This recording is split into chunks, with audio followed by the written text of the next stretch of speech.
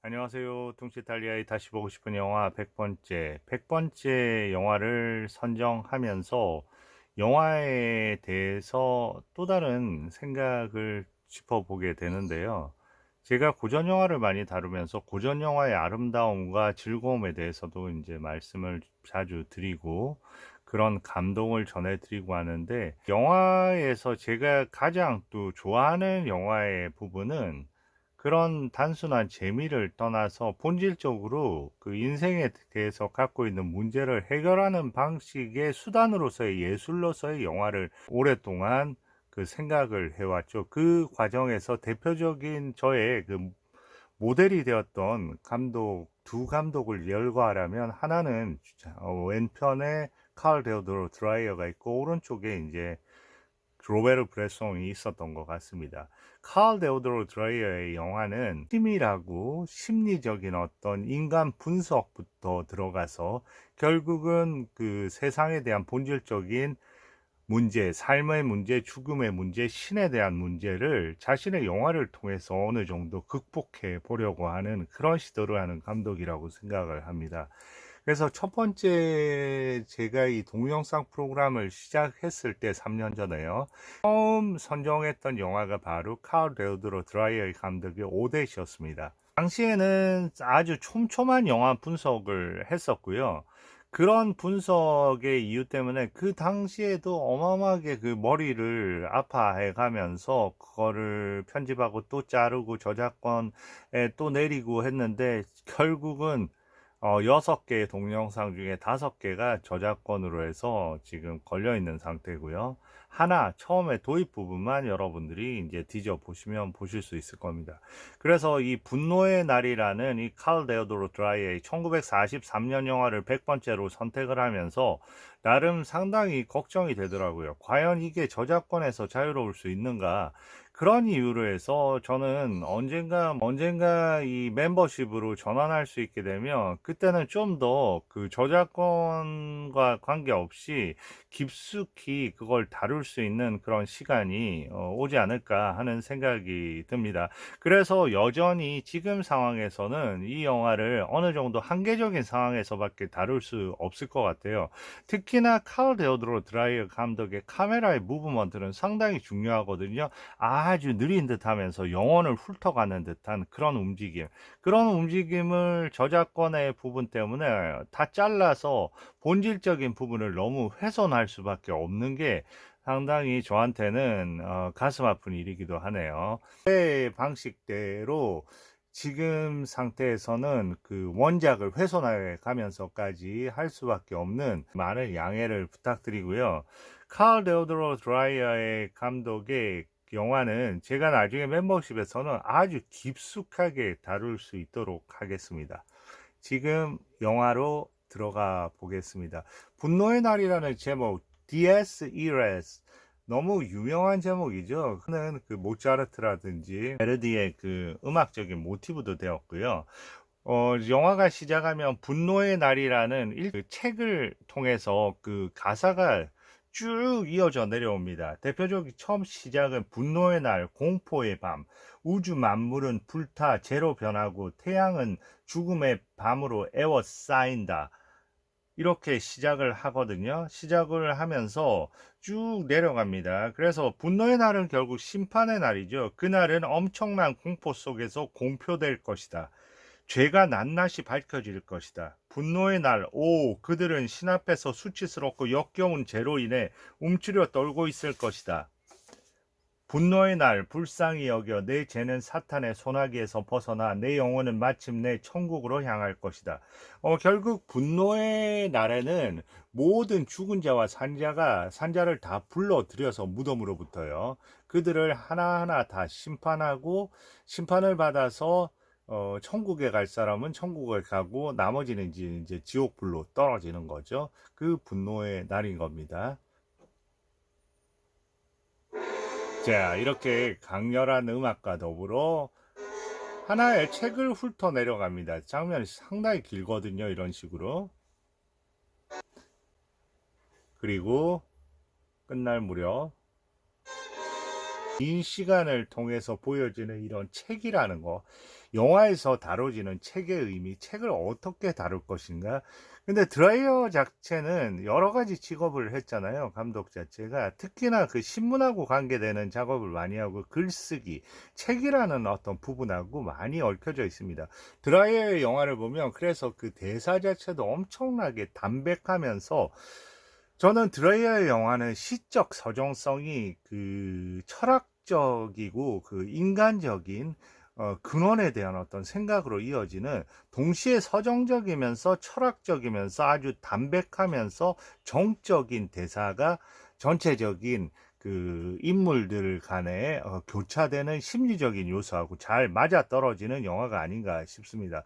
드라이어는 이렇게 그 잔다르크의 순환이나 오댓이나 그리고 마지막에 게트루드라든지 지금 이 영화 분노의 날처럼 영화 안에서 소재 자체가 엄청나게 심리적인 갈등, 그러니까 영화 자체를 하나의 그 인간들 간의 심리적인 투쟁이라고 생각했고 그 안에서 진실이 드러난다고 생각을 했습니다. 어떤 주제를 좋아하고요. 최대한 그런 갈등을 고조시키는 것을 자신의 그 영화적인 연출이라고 또 생각을 했죠.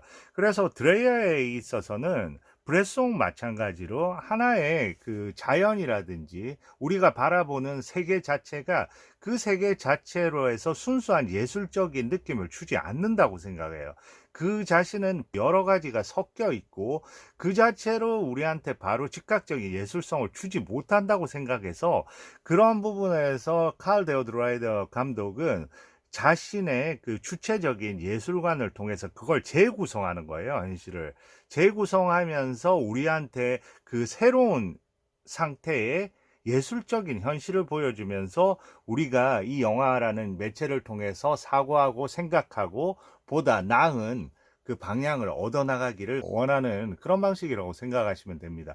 그 반면에 로베르 브레송은 어때요? 모든 이렇게 그 군더더기들을 다 제거합니다. 제거하면서 그거를 순수하게 만들고 평면화시키고 그런 가운데에 부딪힘 속에서 어떤 기적이 일어나기를 원하는 거죠. 그 기적을 만드는 그 작업으로서의 연출가를 생각하고 있는 겁니다. 나중에 어느 순간에 제가 브레송 영화나 칼데오드 드라이어의 영화를 다 묶어서 하나의 그 감독의 세계를 얘기할 수 있는 부분이 있게 될 겁니다. 물론 뭐 멤버십을 통해서죠. 이렇게 넘어가. 자, 그리고 이제 마지막 장면에서 이제 분노의 날에 모두가 심판받을 것이라고 얘기하고 천국에 대한 얘기를 하고요. 그리고 그 다음 장면도 역시 글을 쓰는 장면이 나오는 거죠. 저렇게 1623년 이 배경이 나오는 거죠. 배경은 1623년 덴마크의 어느 작은 마을에서 벌어지는 일이고요. 거기에서 누군가가 헤르롭스 마르트는 그 아주 그 충직한 시민 3명에 의해서 고발을 당했다. 마녀로 고발당해서 이제 화형에 처할 것이다. 라는 문서를 작성을 하는 거죠. 그리고 아픈 이에게 무엇을 주는 거죠. 이게 그렇게 효험이 있냐 그러니까 이거는 교수대 밑에서 자란 풀이다. 그러니까 죽음하고 연관돼서 자라난 풀이기 때문에 악마적인 힘을 갖고 있다고 얘기하면서 그때 밖에서 저렇게 종소리가 들려오는 거예요. 저 종소리가 어마어마하게 장시간 들려옵니다. 거의 저 종소리가 거의 한 20초 정도 이어질 거예요. 그러면서 그 안에 이 두 여인의 움직임을 보여주는 그런 장면이거든요. 칼 데오드러 드라이어의 영화에서는 특히나 저런 종소리 끊임없이 저게 단순히 1, 2초 지나면 모르겠는데 신경질적일 정도로 우리의 그런 부분을 혼란스럽게 하면서 울려 퍼지는 저런 종소리는 특별한 종소리죠. 그리고 특히나 시계 소리, 그 아주 큰 벽에 걸려 있는 그런 큰 기다란 시계 있죠. 예전에 우리 뭐 한 100년 전에 이런 그런 시계들 말이에요. 그런 시계에서 오는 그 시침 소리도 어마어마하게 장시간 들려오거든요. 특히 오뎃 같은 영화에서도 그렇고요. 그런 부분이 단순한 소리가 아니라 하나의 무대의 배경과 같은 그런 역할을 하는 겁니다. 끊임없이 압박해오고 쪼여오고 인간성을 깨우치는 그런 소리인 거죠. 밖에서 소리가 들리고요. 누굴 잡아가나 보다 하고 나가는 거죠. 본인도 문을 닫고요. 바로 이 인물이 마녀로 지목된 그 헤르롭스 마르트입니다. 그리고 속에서 소리가 들려오고 사람들의 짝임 같은 게 들려오고 문을 두드리네요. 이게 거의 한 30초 정도의 어떤 시간 동안의 움직임입니다. 계속해서 종소리는 이어지고요. 비밀 통로 같은 데로 해서 그 동물이 있는 곳으로 튀어나오는 거죠. 그 시간에 다른 공간이 겹쳐지는 거죠. 이 공간은 일종의 목사가 사는 공간이면서 이 옆에 있는 이 여인은 바로 그 여기서 목사이면서 이 여인의 남편인 압사론이라는 주인공이 있거든요. 압사론의 어머니가 오른쪽이고 압사론의 젊은 두 번째 부인이 좌측에 있는 안나가 되겠습니다. 이 둘은 엄청난 긴장 관계죠. 서로가 서로를 증오하는 관계라고 할 수 있죠. 그 영화에서 보시면 이 영화에서는 또 그 영화 자체가 하나의 그림 같은 느낌을 갖고 있습니다. 내부에 있을 때는 마치 베르미어의 그림 같고요. 외부로 나갔을 때는 마치 렘브란트의 그림 같아요. 그러면서 그 특히나 드라이어 감독의 중요한 부분은 조명의 부분에서 같은 똑같은 장면도 어떤 조명을 거치느냐에 따라서 그 느낌이 확 달라지기 때문에 그런 부분에서도 눈여겨보셔야 됩니다. 그럴 때는 또 특히나 렘브란트가 또 더욱더 상기가 되는 거고요. 자, 지금 어떤 장면이냐면 그 열쇠를 모든 거를 갖다 관리를 이 어머니가 하는데 그 중에 하나는 헛간 열쇠, 광 열쇠를 맡겼는데 그거마저 이제 뺏어가려고 하는 장면입니다. 저걸 갖다가 그 버려달라고 하고요. 그리고 조금 이따 그 열쇠를 뺏는 겁니다. 그 열쇠 다오 하고 이 모든 집의 관리는 내가 한다. 그러니까 지금 이제 삼자 관계가 드러난 거죠. 이게 강력하게 난 더 이상 늙어서 더 이상 배울 수 있는 게 없어. 내가 하던 방식대로 해야 돼. 이런. 그리고 이제 한쪽에서는 저 여인을 위로하면서 이제 울면서 나가는 거죠. 너무 어머님 잔인하게 하지 마십시오 하면서 얘기하는 거죠. 그리고 저 나름대로 해서 잘 해나가고 있다고 하는데 그 전부인의 얘기를 꺼냅니다. 전부인의 얘기는 그만하라고 얘기를 하는 거죠. 이미 죽었겠죠. 그런데 전부인에 대해서 얘기를 안 할 수가 없다. 왜냐하면 그의 아들인 마틴이 살아있고 마틴이 곧 올 거니까. 그러니까 이 주인공인 이 아버지, 그러니까 우리의 그 여주인공 안나의 남편한테는 전부인의 아들이 있는데 그 마틴이라는 아들이 실질적으로 두 번째 이 부인보다 더 나이가 많은 겁니다. 거기에 대해서 마틴이 오면 어떤 일이 벌어질까를 미리 염려하는 장면이기도 하고요. 자녀로 주목됐던 헤르로프스 마르트는 계속해서 도망을 치고 있고요. 그 순간 누가 들어옵니다. 이쪽에는 운명의 남자죠. 이게 그 아들인 마틴입니다. 마틴의 등장, 첫 번째 등장이 되게 중요한 거죠. 여태까지의 그 얼굴을 갑자기 정면, 우리 정면을 향해서 하나의 그 조명을 받으면서 등장을 하는 거죠. 네, 아드님 만나러 가셨습니다. 하면서 벌써 그 얼굴에 비춰지는 조명이라든지 네, 벌써 낯이 익는다고 합니다.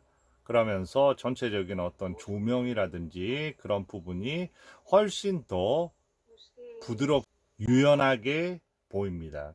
젊고 젊은 어머니한테 뭐라고 할지 이런 걸 갖다 꿈에까지 상상을 했다고 하고요. 그 뒤에 이 배경도 상당히 중요한 게 항상 저렇게 그 격자 무늬의 양식들이 많이 등장을 하고요. 그리고 이 공간은 압살론이라는 이 여인의 남편이 목사잖아요.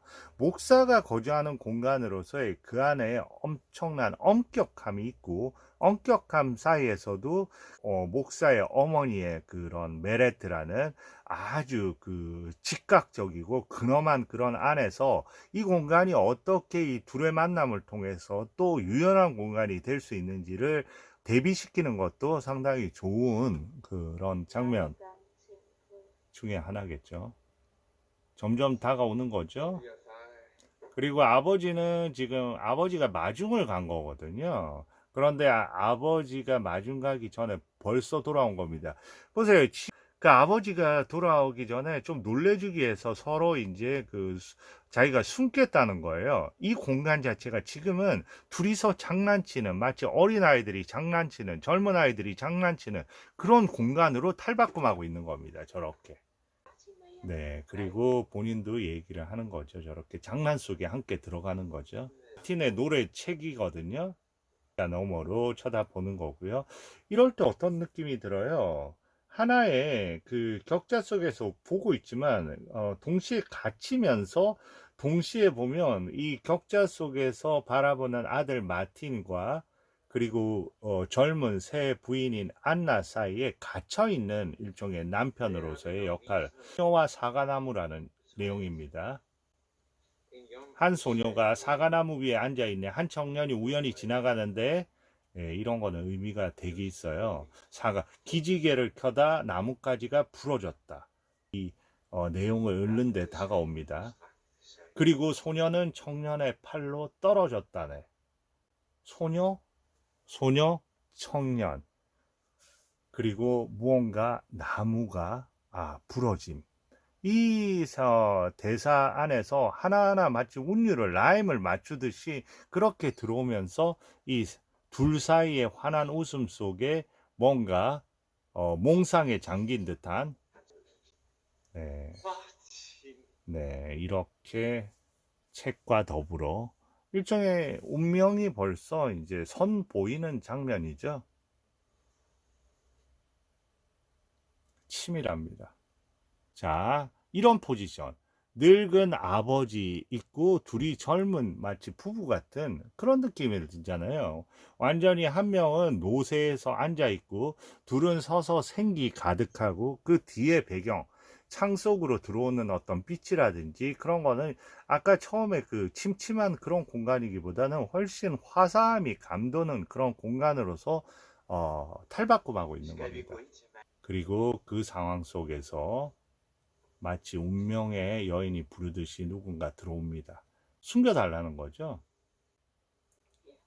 내가 네 엄마 얼마나 도와줬는 줄 알아? 네 엄마가 도와줬다고 이렇게 얘기를 합니다. 그런데 이 안나의 엄마는 지금은 죽었죠. 그런데 안나의 엄마는 원래 마녀로 몰렸습니다. 근데 자유의 몸이 된 거예요. 왜냐하면 안나가 그 목사하고 결혼을 했잖아요. 그 목사가 그걸 빼준 거죠. 그래서 이제 자기를 네 엄마 살아생전에 내가 많이 도와줬으니까 나를 도와달라는 겁니다. 근데 어떻게 할 수가 없다고 이렇게 망설이는 중간에 그 자기의 시어머니가 들어오는 거죠. 벌써 이 시선을 통해서 이 공간 자체는 아까 같은 따스함이 벌써 금방 제거된 그런 엄격한 공간이 되어버리는 거죠. 이렇게 공간을 가로지르는 장면들이 많기 때문에 그 안에서 천천히 모든 주위의 동선을 훑어가는 그런 장면이 많기 때문에 특히나 이런 게 이제 그 저작권이나 이렇게 잘리기가 너무 애매한 거죠. 자, 포지션에 누가 들어오죠? 누가 들어오냐면 바로 그 마녀인 헤르롭스 마르트라는 사람을 찾고 있는 겁니다. 벌써 그 아까 그 못 보여드렸는데 처음에 대면할 때 그런 얘기를 합니다. 안나가 피를 흘리고 있군요. 막 도망치는 과정에서 막 상처를 입었겠죠. 그래서 피를 흘리고 있습니다.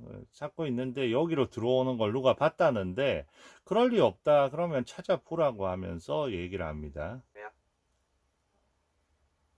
이제 여기서 핏자국을 발견한 거죠. 그러면서 반대쪽으로 들어가라고 하고 그냥 올라갑니다. 카메라가 서서히 움직이면서 오른쪽에 숨어 있는 아르트를 보여주는 거죠. 소리로만 해결을 하는 거죠.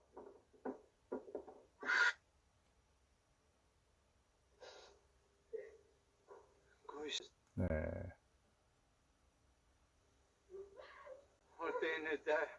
어떻게 이런 일이 생길 수 있냐. 저기서 어마어마한 고함 소리가 사실 들리거든요. 그 장면이 있고 그 다음에 안나가 이제 울음을 터뜨리는 겁니다. 칼론이라는 사람이 바로 그 헤를롭스 마르트가 마녀라는 자백을 받게 하는 그 목사로 지정이 된 거죠. 빈 공간을 가로지르고요. 네, 드디어 둘이 이제 얘기를 하는 거죠. 날 살려달라는 거죠. 그러면서 한편으로는 압박을 합니다. 안나를 위해서 당신은 그 안나의 어머니가 마녀로 고발됐을 때 그 사람을 자유의 몸으로 두지 않았냐. 그러면서 나도 도와줘야 한다고 얘기를 하는 거죠. 이 어머니에 대해서도 알게 되는 겁니다. 그걸 끌으라 그러니까 이제 뭔가 목숨만 살려달라고 마지막 이제 얘기를 합니다. 목숨보다는 영혼을 위해 기도하세요. 그러니까 자백을 하라는 거죠. 항상 그 카을 데오도로 드라이어의 감독의 영화에는 무언가 응징하는 자, 심판하는 자와 심판받는 자의 그 구도들이 많이 등장을 하는 것 같아요. 오데시라는 영화에서도 아무도 그 요하네스의 그 신심을 광인이라 생각하고 믿지 않죠. 그 배격되는 부분. 그러니까 인간의 믿음이 얼마나 더덥고 인간이 가지고 있는 어떤 생각들이 얼마나 한계적인가를 다 보여주는 역할을 합니다. 그 안에서 자그마한 기적 같은 부분들이 일어날 때는 그게 과연 어디에서 그게 비롯됐는지를 아주 그 애매모호하게 그러면서 나름대로 구체성을 갖게 하는 그런 식으로 영화를 끌어가는 것 같아요. 방향성은 주되 그 해답을 주지는 않습니다. 자, 이렇게 해서 자백을 하고요. 그러니까 얘기하는 거죠. 지금 목숨을 살려 달라는 거지 나의 영혼을 구해내 달라는 거 아니야. 사람이 끌어가는 거고요. 이 공간을 가로질러 오는데 이 공간에서 울려 퍼지는 노래는 바로 DS1에 해서 그 노래 부분을 연습하고 있습니다. 애들이 연습을 하고 있는데 이 헤를롭스 마르트가 화형당할 때 부르기 위해서 연습을 하고 있고요. 그 공간에서 이렇게 그림자, 드레이어 감독의 영화에서 되게 중요하죠. 저 위에 저런 격자. 그리고 카메라가 왼쪽으로 이동을 하면서 당연히 마틴이 등장을 하겠죠. 이 공포의 공간, 본인의 그 어머니의 또 정체도 알게 된 이 공간, 될 수 있는 새로운 사람이 나타난 거죠. 바로 마틴인 거죠. 그래서 오해 달라고 하면서 내 이리로 와 달라고 하고요. 그 안에서 저렇게 그림자 위로 그 지휘봉이 저렇게 보이는 거는 저런 DS1회라는 저런 배경에서 앞으로 놓일 둘의 어떤 운명 같은 걸 또 얘기해 주는 거죠. 자, 이런 장면 거의 보면 1500년대, 1400년대 성화에서 보여지는 그런 포지션들이 상당히 구현이 되고 있습니다. 이쪽은 일련의 그 무리들인 거죠. 바로 그 종교 재판관들의 무리들인 건데 종교 재판관들은 어떻게 보입니까? 끊임없이 떠들어대고 있지만 이게 얼마나 위선적이고 그리고 의미 없는 것이라는 거, 허황된 것이라는 거를 연출 자체로 이렇게 잘 보여줍니다. 얼마나 저런 인간의 고통 소리에 신음하는 소리에 민감하면서 한편으로 보면 자기들의 거룩한 무언가를 완수하고 있는 듯한 그런 행동을 하는 거죠. 자, 자백하는 건가 하면서 자백만을 기다리고 있는 사람들 같은 느낌이 듭니다. 그리고 주리를 틀고 있는 거예요. 옷을 벗겨 놓은 채. 아주 그 치열하게 보입니다. 그리고 지금 오른쪽에 있는 또 다른 목사는 얘기합니다. 자백을 하라고. 나중에 그런 얘기를 합니다. 당신한테 저주를 뽑을 거라고 그런 얘기를 하거든요. 안에서는 뭔가를 갖다가 완성만 하면 되는 거죠. 그 자백문만 완성만 하면 되는 거죠. 하나의 시스템적인 요소들, 위선, 그런 부분들이 가득하게 느껴집니다. 저 좁은 하얀 벽을 배경으로 해서 고개를 수그린 채 더 아는 게 있는지 물어보라고 합니다. 다시 말해서 고발할 사람이 없냐고 얘기합니다. 죽은 사람은 있다고요. 죽은 사람이 누굴까요? 바로 그 안나의 어머니. 얘기를 안 하고요. 그리고 분노를 하겠다고 위협을 하고요. 그런 군 장모의 이름을 부를까봐 나름 불안한 거죠, 저 압살론은. 그래서 압살론이 자기가 가서 자기가 혼자 다 물어보겠다고 합니다. 그리고 그 모든 그 종교 재판에 관련된 사람은 아까 오른쪽에 그 책상으로 모였잖아요. 얼마나, 네, 해주세요. 마지막으로 이제 요청을 하는 거죠. 구제해 줄 수 없다고 하죠. 칼 데오드로 드라이어는 정말로 저런 부분에서 여러 가지 배우의 선정에 있어서도 로베르 브레송하고 좀 비슷한 부분이 있거든요. 어쨌든 그 배우를 연기하게 하기보다는 배우 자체에서 최고의 그런 장면들을 끌어내기를 원하고, 무엇보다도 저 클로즈업이나 저런 걸 통해서 잔다르크의 순환이라는 영화에서도 그랬지만 인간의 모든 추함과 모든 게 담겨져 있는, 감정이 담겨져 있는 얼굴, 그 원초적인 얼굴 그 자체를 보여주기를 되게 원하는 겁니다. 그래서 여기에서 압살론 같은 경우에도 점점 시간이 지날수록 그 본인의 그 부인과 본인의 아들이 서로 이제 사랑하면서 멀어지는 그런 어떤 젊음과 대비시키기 위해서 특히나 점점 더 얼굴 자체가 그 이런 어떤 심판을 통해서도 자기의 죄의식을 느끼면서 고통받는 그런 부분을 부각시키기도 하지만, 동시에 그 젊음과 대비되는 늙음과 어떤 그 추함의 느낌으로서의 주름과 이런 직접적으로 표현해 주고 있기도 하죠.